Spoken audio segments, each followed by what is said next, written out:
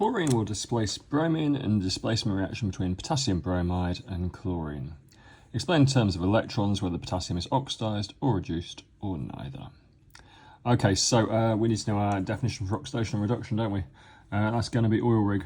Oxidation is loss of electrons, reduction is gain of electrons. That's how we remember it. Oxidation over oxidation, I for is, L for loss of electrons, R for reduction, I for is, and G for gain of electrons. Okay, so to work out whether things are being oxidized or reduced, we need to know what type of bonding is present in each of these. Okay, so potassium bromide. Metal, potassium is a metal. It's on the left-hand side of the periodic table. Bromine is a non-metal. It's on the right-hand side of the periodic table. We can quickly find them, just check it. Potassium here, left, metal. Remember the metal-non-metal divided line, it goes down here like so. If it's on the left of the here and beneath hydrogen, it's a metal. If it's on the right, it's up here. Bromine, non-metal. So, metal and non-metal type of bonding, ionic. Potassium's in group 1, it's going to form an ion with a single positive charge. Bromine in group 7, it's going to form an ion with a single negative charge. Chlorine. This is a non-metal, just here on the periodic table. So it's in the non-metal side, so it's non-metal only. So the bonding here is covalent. So if it's covalent, molecules are not charged because they share electrons. Potassium chloride is going to be ionic.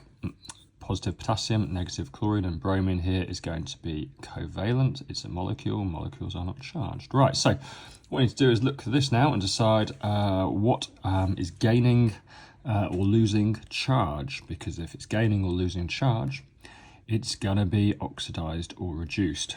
Bromine, for example, here is negative, and here it's got no charge. So it's going to lose that negative charge to get to bromine. So it's going to lose its electron. So the bromide ion would be oxidized.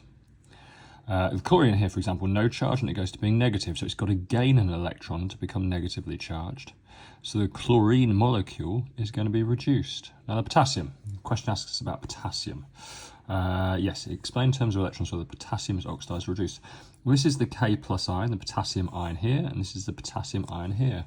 And so it's not changing its charge. The potassium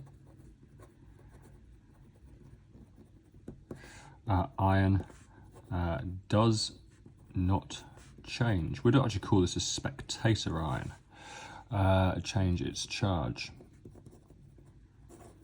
So it's K plus here and K plus here. It therefore is not gaining or losing electrons. It is neither oxidized or reduced. And for a full GCSE answer, I would write the definition out here. I wouldn't just write oil rig, I'd write oxidation is loss of electrons,